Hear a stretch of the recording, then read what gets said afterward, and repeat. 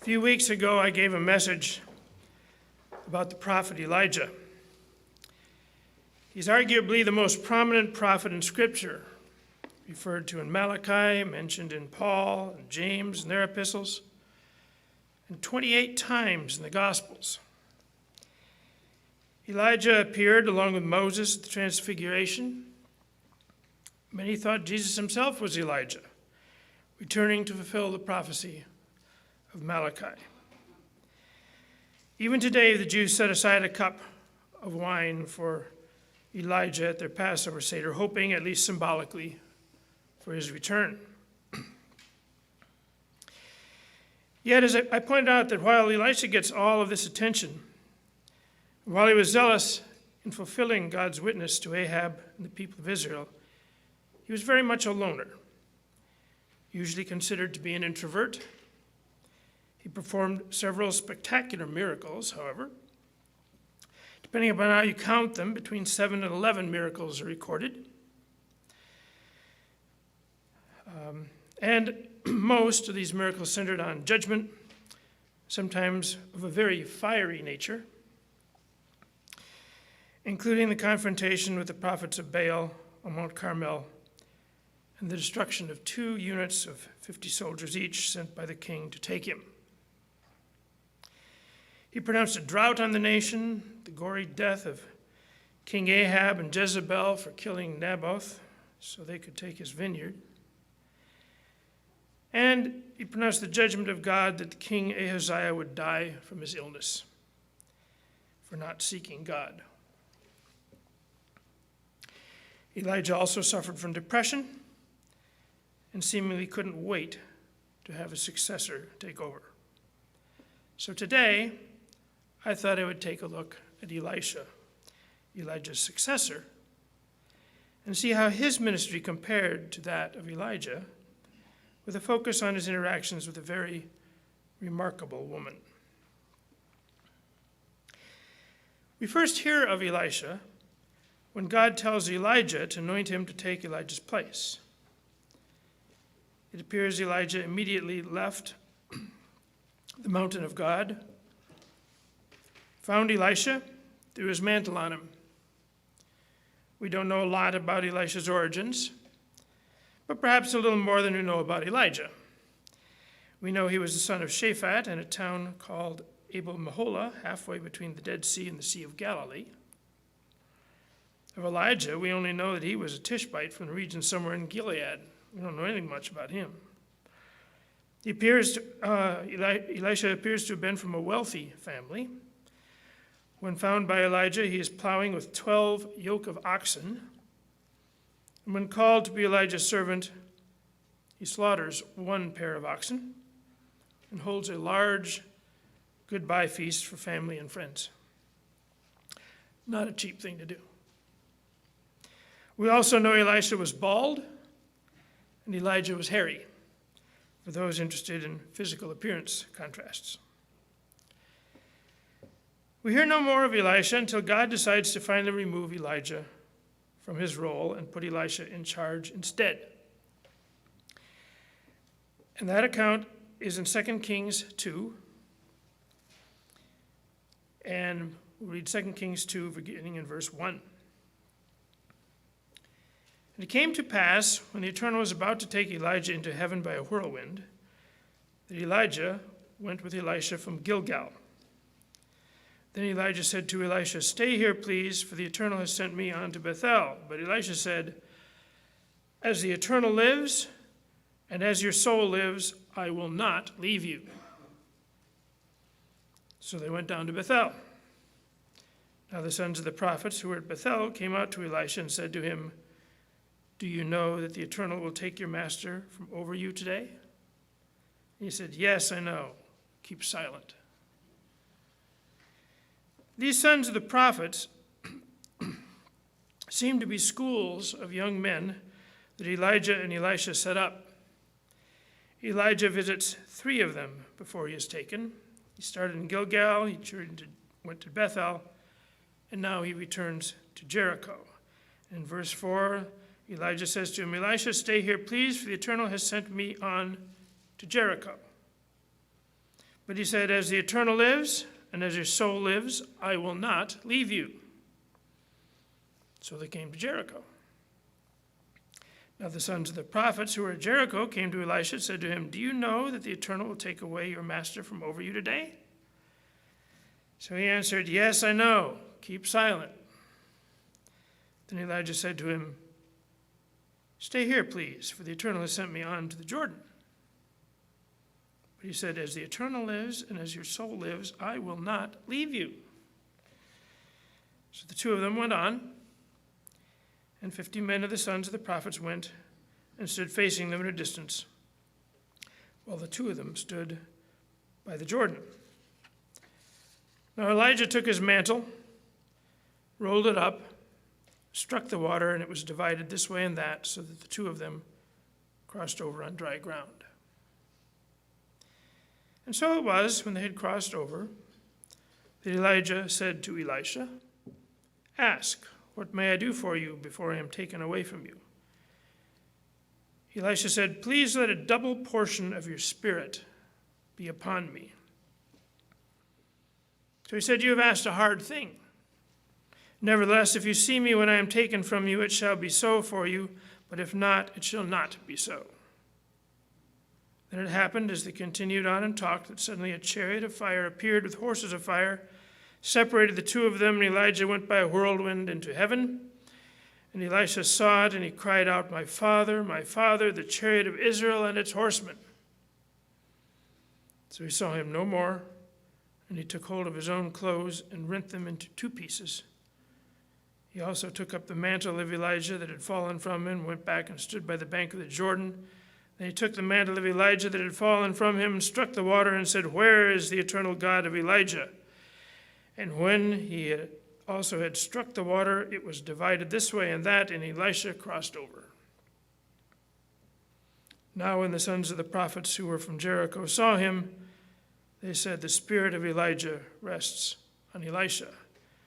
And they came to meet him and bowed to the ground before him. They knew now that Elisha was in charge.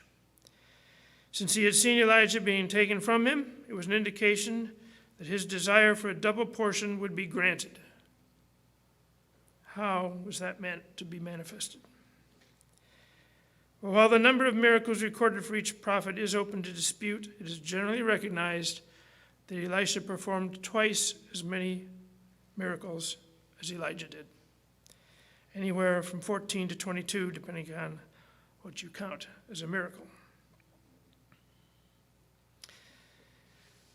I also think that the nature and motives behind those miracles may be an indication of a greater exercising of God's Spirit in his ministry. As I said earlier, the miracles and prophecies Elijah was asked to perform were heavy on judgment and even destruction. Only one person was the positive beneficiary of the miracles he was directed by God to perform. The widow of Zarephath was given the miracle of an endless supply of flour and oil and received her son back from the dead. But that was it. Elisha, by contrast, was much more of a healer of people and the nation. He was asked by God to perform many miracles involving compassion and care, as well as healing. Many of these involved the sons of the prophets. He sweetened the brackish water at Jericho for them. He caused a cruse of oil to flow until all the vessels that a widow of one of the sons of the prophets had been told to gather were full, so she could sell the oil, get out of debt, spare her sons from slavery, and continue to live comfortably. He purified a pot of poisoned soup from them during a famine when there was little else they could eat. He multiplied loaves to feed 100 men. And he made an axe head float that had slipped from the axe handle that one of the students was holding to build a larger dormitory. And there were others besides the sons of the prophets. He healed Naaman of leprosy. There were the miracles involving the woman of Shunem. And in a most remarkable posthumous miracle, a man was resurrected when his body came in contact with the bones of Elisha. So Elisha performed a lot of miracles, as I said. Even his pronouncements of judgment and defeat were primarily on Israel's enemies, not on Israel. He was involved in the defeat of the Moabites, while simultaneously supplying Israel's army with much-needed water to drink. He prophesied the deliverance of Israel from the siege of Syria and its resulting famine overnight. And when Syria made plans to attack Israel, Elisha warned the king there and thereby helped him to avoid defeat from the Syrians. When Israel's king had sent soldiers to get Elijah called fire down from heaven twice to destroy the would-be captors. When the king of Syria sent soldiers to capture Elisha for repeatedly warning the king of Israel about his invasion plans, instead of destroying the army, he asked God to blind them, then personally led them to the capital of Samaria and instructed the king to feed them and send them back home. As you can see, the contrast between the two and what they were asked to perform by God was quite remarkable. Elisha did not hide himself. He tended to live in cities and towns. We find him in Gilgal, Jericho, Bethel, Samaria, Dothan, Mount Carmel, and Shunem. Most of these places containing groups of the sons of the prophets. When a king needed to find him, he was available, even if the king was angry with him. As with Elijah, the kings of Elisha interacted with were the kings of Israel rather than Judah, and none of them were listed as being good kings in Scripture. Nevertheless, these kings tended to hold Elisha in great respect and honor. When Elisha brought the Syrian army into Samaria, the king asked, "My father, shall I kill them? Shall I kill them?" and proceeded to obey Elisha's instructions to feed them and let them go. There was the king who visited Elisha on his deathbed. It says that he wept over his face and said, my father, the chariots of Israel and their horsemen," referencing the very words that Elijah had spoken when Elisha had left them. Of course, there was one time that a king wanted to blame Elisha for a famine and sent a messenger to kill him. But even then, he seems to have realized that was only an emotional reaction, and he went running after the messenger to stop him, at which point Elisha told him the famine would end tomorrow. We know from Jesus' words that John the Baptist was a type of the Elijah. He did no miracles, but he did preach repentance and a judgment to come as he prepared the way for the Messiah. While John was a fulfillment of Elijah's prophecy, in that sense, Elisha was more a type of Christ, performing miracles for the benefit of others and mixing compassion in with his calls to reform. And perhaps no story illustrates the points I've been making better than that of the woman of Shunem. You'll find the story a couple of chapters later in the book of 2 Kings chapter 4.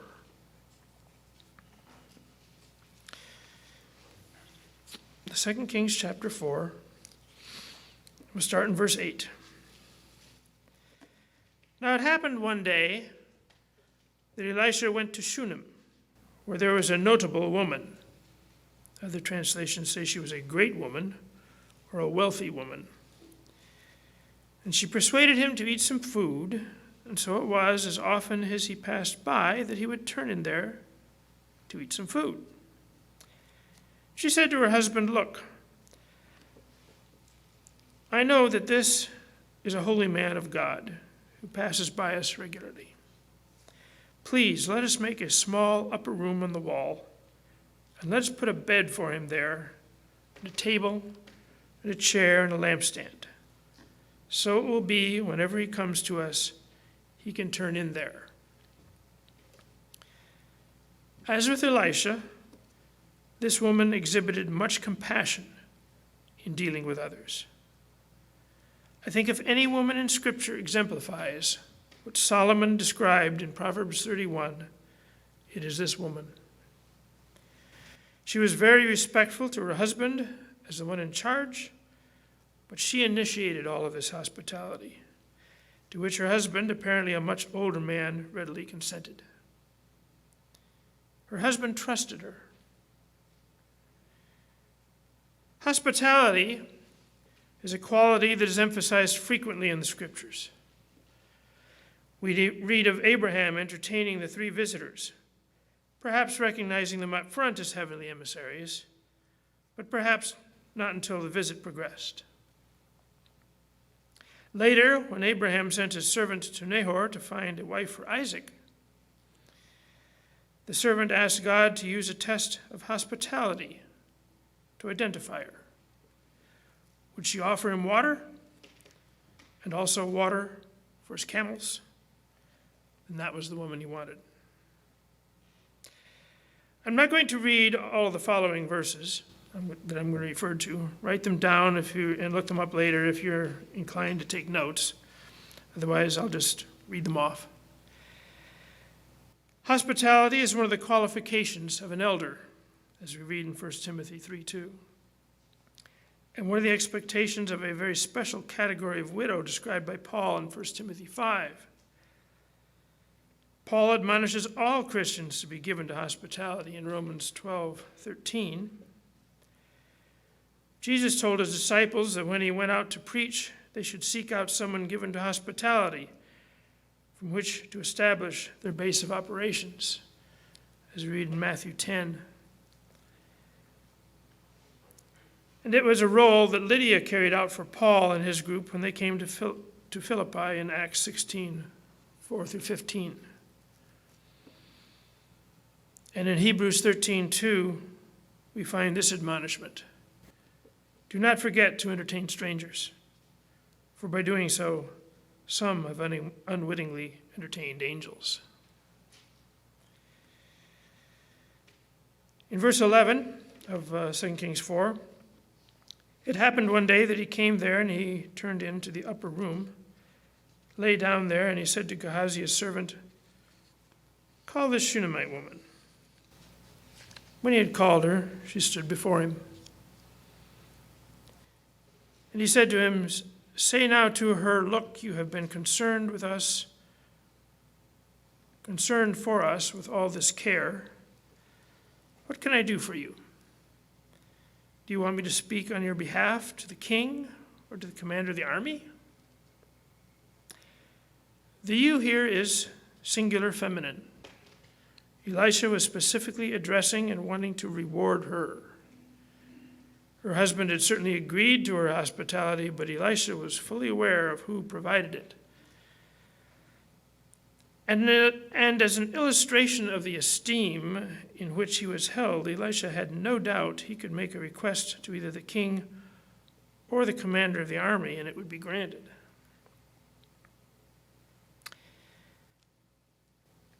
The woman answered, "I dwell among my own people." This woman was content. There was nothing she thought she needed. But Elisha talked it over with Gehazi. In verse 14, he said, "What then is to be done for her?" Gehazi answered, "Actually, she has no son, and her husband is old." So he said, "Call her." When he'd called her, she stood in the doorway, and then he said, "About this time next year, you shall embrace a son." And she said, "No, my lord, man of God, do not lie to your maidservant." This was not something she had even dreamed of asking for, but Elisha had discovered a way he could reward her hospitality. In verse 17 says, the woman conceived, bore a son, when the appointed time had come of which Elisha had told her. And the child grew. Now it happened one day that he went out to his father, to the reapers, and said to his father, "My head, my head." We're not told how old the child was. He was still small enough to be carried by the servant, and even his mother, yet old enough to independently visit his father, who was supervising the reaper operation on their land. Certainly must have been a preteen. We're also not told what was wrong with him. Had he fallen and hit his head? Some form of severe sunstroke? Perhaps a brain tumor? The details, even if known, were not important. But his father said to his servant, "Carry him to his mother." And in verse 20, when he had taken him and brought him to his mother, he sat on her knees till noon and then died. She went up and laid him on the bed of the man of God, shut the door upon him, and went out. And she called her husband and said, "Please send me one of the young men and one of the donkeys, that I may run to the man of God and come back." So he said, "Why are you going to him today? It's neither the new moon nor the Sabbath." It's possible that her husband was not as devoted to God as she was. If it had been the Sabbath, would he have expected to be involved? Or was his devotion something he just accepted of her? Nevertheless, he had full faith in her. If she had an errand to run 10 miles down the road, she obviously had her reasons. But not wanting to alarm him yet, she responded only by saying, "It is well." And in verse 24, she saddled a donkey, said to her servant, "Drive and go forward. Do not slacken the pace for me unless I tell you." And so she departed and went to the man of God on Mount Carmel. So it was, when the man of God saw her afar off, that he said to his servant, "Look, the Shunammite woman. Please run now to meet her and say to her, 'Is it well with you? Is it well with your husband? Is it well with the child?'" And she answered, "It is well." Now when she came to the man of God at the hill, she caught him by the feet. But Gehazi came near to push her away. I'm reminded of the many times that the disciples tried to push away people who desperately wanted to see Jesus. But the man of God said, "Let her alone, for her soul is in deep distress, and the Lord has hidden it from me and has not told me." This woman refused to tell anybody what her mission was, but she had been promised a son by Elisha. God had granted this miracle.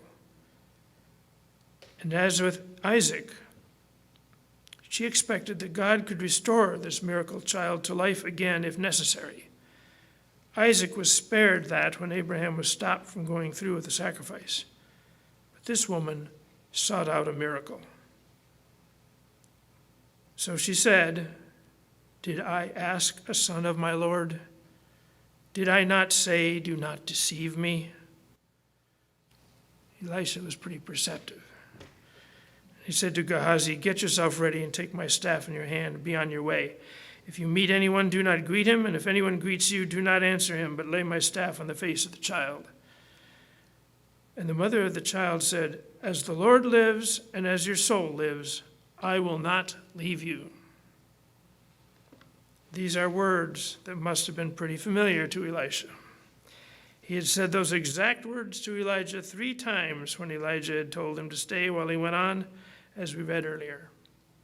The persistence she showed with Elijah was being shown to him now. So he arose and followed her. Now Gehazi went on ahead of them and laid the staff on the face of the child, but there was neither voice nor hearing. Therefore he went back to meet him and told him, saying, "The child has not awakened." When Elisha came into the house, there was the child lying dead on his bed. He went in, therefore, shut the door behind the two of them, and prayed to the Lord. And he went up and lay on the child, put his mouth on his mouth, his eyes on his eyes, his hands on his hands, and he stretched himself out on the child, and the flesh of the child became warm. It's obvious the child was quite dead, had gotten cold by now. Why he did this particular procedure, we're not told. It was not a simple matter of artificial resuscitation, as some have tried to claim. He did not keep it up until he started breathing on his own.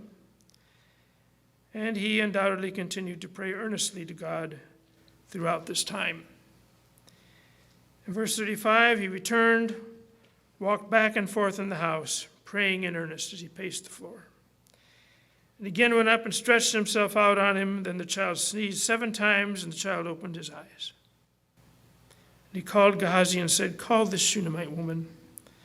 So he called her, and when she came in to him, he said, "Pick up your son." So she went in, fell at his feet, bowed to the ground. Then she picked up her son and went out. We are told Elisha then returns to Gilgal, where he performs more miracles. We have the story of Naaman, and still more miraculous events, until we come to chapter 8.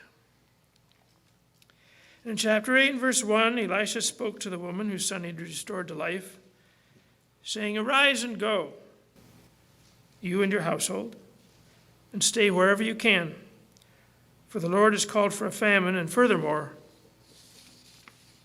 it will come upon the land for 7 years." So the woman arose and did according to the saying of the man of God, and she went with her household and dwelt in the land of the Philistines 7 years. This woman had learned to trust Elisha. She was probably now a widow and the one in charge of her household. But leaving her land and everything behind to live among a foreign people before the famine had even started took a lot of faith. Famines are mentioned so many times in relation to Elisha's ministry. I'd like to think that they all may be part of the same 7-year famine and just not being related in sequence. But more likely, there was just a lot of famine going on, probably as a result of the king and the people not doing God's will. But God took care of this widow in warning her through Elisha and protecting her during that 7 years. And now God steps in for the remarkable conclusion that he is so good at bringing about. Because when she returns, her land has been taken over, probably by the king himself. It was a really prime location overlooking the valley of Jezreel, and certainly such an abandoned property would not go untouched. Verse 3, it came to pass at the end of 7 years that the woman returned from the land of the Philistines, and she went to make an appeal to the king for her house and for her land. Well, in verse 4, we find that the king was talking to Gehazi, the servant of the man of God, saying, "Tell me, please, all the great things Elisha has done." This is another demonstration of the esteem in which Elisha was held, although I'm sure the stories of these things would fascinate anyone, just as they do us today, friend or foe. But still, he was being asked to relate more stories. And one story in particular, Gehazi enjoyed telling about, one that he himself had a big role in. In verse 5, it happened as he was telling the king how he, Elisha, had restored the dead to life, that there was the woman whose son he had restored to life, appealing to the king for her house and for her land. And Gehazi said, "My lord, O king, this is the woman, and this is her son whom Elisha restored to life." And when the king asked the woman, she told him. See, in other words, she described the event, confirming all that Gehazi had said. The timing here was just amazing. And if this was the woman God had so miraculously blessed, he'd better not deny her request, lest he be fighting against God himself. So continuing in verse 6, so the king appointed a certain officer for her, saying, "Restore all that was hers and all the proceeds of the field from the day that she left the land until now. God took care of this widow and even had the king restore whatever proceeds the land had produced during the famine. Might not have been much, but he made sure that she was restored. Elisha's ministry was very different from that of Elijah, partly because Elisha was a very different person. He was not the loner Elijah was. He made his presence known as he traveled regularly from town to town, and he demonstrated compassion with the many people he came in contact with. This is not to say Elisha was somehow better than Elijah. They had different roles. Christ said there was not a greater man than John the Baptist, and arguably there was no greater prophet than Elijah. But if Elisha is a type of Christ, there is much we can learn from the things he was asked to do. And if there is an Elijah to come, then perhaps Elisha reflects some of what the millennium will be like. Unlike those people we interacted with, we don't have the benefit of seeing those miracles. Jesus said, "Blessed are those that have not seen and yet believe." The stories of Elisha are remarkable to hear about, as the king observed, but they also contain examples we can learn from, even though we do not experience them directly. We may not be given the ability to perform the miracles Elisha did, but we too can show compassion to those we encounter. We may not always have axe heads float to bail us out of a difficult situation, but we learn that God provides for our needs, and there are many ways that God intervenes in our lives. And there is no better example for us to follow than the Shunammite woman, who demonstrated hospitality, generosity, and profound faith, and who relied on God to provide in wondrous ways.